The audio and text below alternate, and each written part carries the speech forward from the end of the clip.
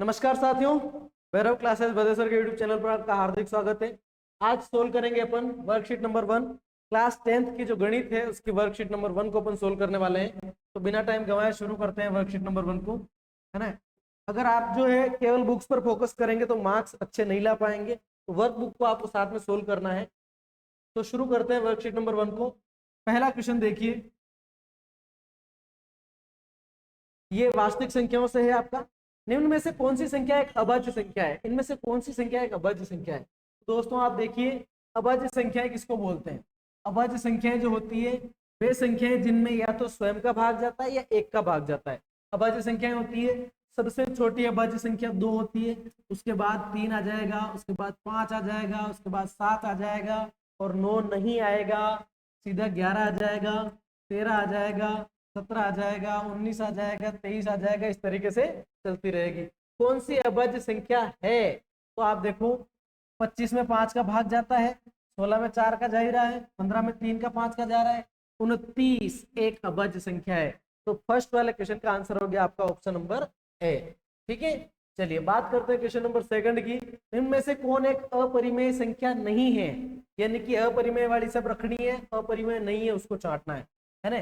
तो अपरिमेय संख्या वो संख्या जिसका वर्गमूल निकलता है वो तो हो जाएगी आपकी परिमेय, और नहीं निकलता है वो अपरिमेय। तो पूछ रहा कौन सी अपरिमेय नहीं है? सर ये तो अपरिमेय है, ये भी अपरिमेय है, ये भी अपरिमेय है, लेकिन इसको अगर ध्यान से देखो तो अंडर रूट 25 का मतलब 5 हो गया, और 5 को 5/1 लिख सकते हैं, और जिनको p/q के रूप में लिख सकते हैं वो परिमेय होती है, इसलिए ये परिमेय संख्या है, तो अपरिमेय नहीं है।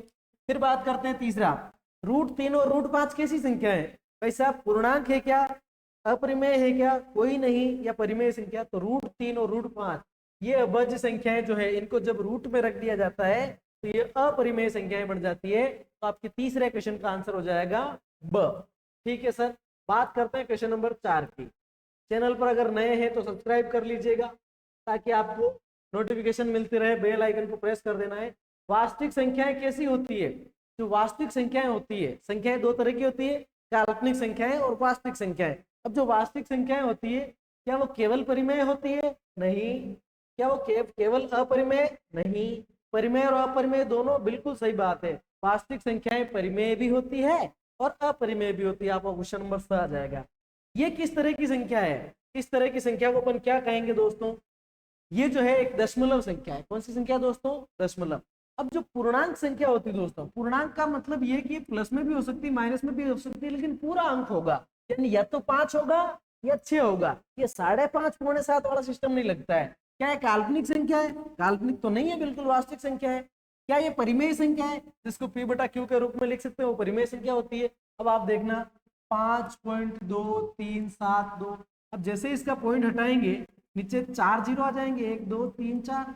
अब आप देखो ये बटेवा का रूप में लिख दी, इसका मतलब कौन सी संख्या है? परिमेय संख्या है। ठीक है दोस्तों, बात करते हैं क्वेश्चन नंबर 6 की। छठा देख लीजिए। छठा है कि 5, 15 और 20 का लस और मस ज्ञात कीजिए। 5, 15 और 20 का, तो ध्यान देना दोस्तों, 5 को मैं क्या लिख सकता हूँ? 5 गुणा 1 लिख सकता हूँ। अच्छा, वैसे ही 15 के अभाज्य गुणनखंड करो तो पहले 3 का भाग देंगे, और तीनों पंजो 15, फिर 5 का भाग चला जाएगा, और कुछ भी नहीं तो इसको इंटू 1 तो कर ही सकते हैं। फिर 20 को देखो, 2 से भाग लगाया 10 आया, फिर 2 से भाग लगाया 5 आया, फिर 5 से भाग लगाया तो खत्म हो गया। 2 दूनी 4, 4 पंजे 20, और इंटू 1 तो सब में आता है। इस इंटू 1 को लिखो न लिखो कोई फर्क नहीं पड़ता है। ठीक है दोस्तों, तो इस इंटू 1 को मैं क्या कर देता हूँ? मिटा देता हूँ। ठीक है, देखिए ये। अब आपसे पूछा म स और ल स ज्ञात करो, तो ध्यान देना दोस्तों, म स में केवल वही संख्याएं ली जाती है जो तीनों में मिल रही हो। तीनों में क्या मिल रहा है? 5 यहाँ भी है, 5 यहाँ भी है, और 5 यहाँ भी, 5 सब में मैच कर रहा है, तो आपका म स हो गया 5। फिर बात करते हैं ल स की। तो ल स में क्या करते हैं, जो मिल रहा है वो तो लेना ही है, यानी कि 5 तो लेना ही है। अब जो नहीं मिल रहे वो भी ले लो। क्या नहीं मिल रहा सर? 2, 2 और 3 नहीं मिल रहा, इसका मतलब 2, 2 और 3 को भी ले लो। 5 दूनी 10, 10 दूना 20, 20 तिया 30, तो इसका एलसीएम कितना आ गया दोस्तों? 30। सॉरी, 5 दूनी 10, 10 दूना 20, 20 तिया 60। 20 या 60। तो आपका म से 5 और ल से 60। अच्छा, आप चाहो तो ल से इस तरीके से भी निकाल सकते हो। आप 5 लिखिए, 15 लिखिए और 20 लिखिए और उसके बाद में भाग देते जाइए। ठीक है, यहाँ से ये करते जाओगे तो भी आपके पास क्या आ जाएगा, 60। बात करते हैं क्वेश्चन नंबर 7 की। सातवां वाला देखना ध्यान से। सातवां वाला आपसे कह रहा है कि सबसे छोटी अभाज्य और सबसे छोटी भाज्य संख्या का गुणा निकालो। तो ध्यान देना दोस्तों, ये जो संख्याएं होती है, एक तो मैं लिख देता हूँ यहाँ पर अभाज्य संख्याएं और दूसरी में लिख देता हूँ यहाँ पर भाज्य संख्याएं। तो ध्यान देना दोस्तों, एक न तो भाज्य संख्या है न अभाज्य संख्या है। One is neither A composite number nor a prime number.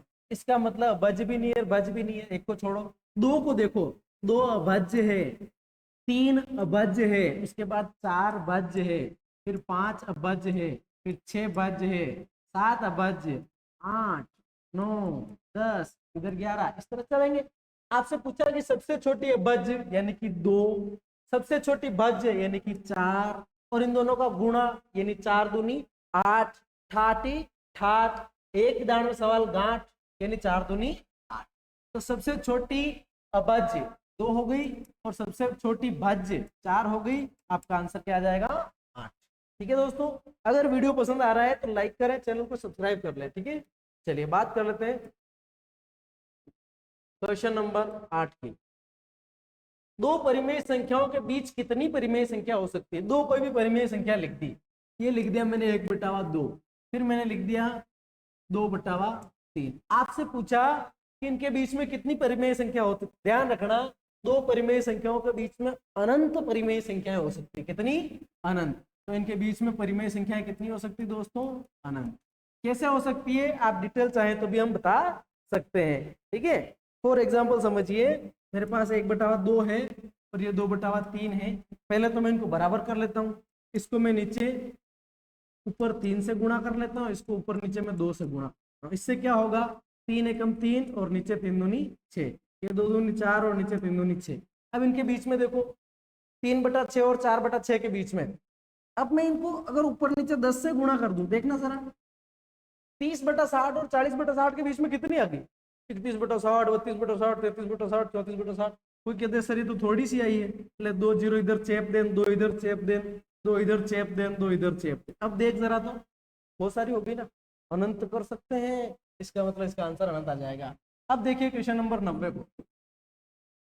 90 पूछ रहे हैं 6x ज्ञात 4, 6x⁴y और फिर 12xy, इनका म से क्या होगा। सबसे पहले 6 और 12 का जो म से संख्या में तो 6 आ जाएगा। कैसे आएगा देखना जरा, 6 का मतलब 2 इंटू 3 और 12 का मतलब 2 इंटू 2 इंटू 3। ठीक है, म से क्या हो गया आपका 2 और 3, तो यहाँ तो 6 आ गया। अब देखो, म से कभी भी आप निकाल रहे हो तो छोटी घात देखनी, x की घात 4 और केवल x, इसमें से अपन क्या लेंगे, केवल x।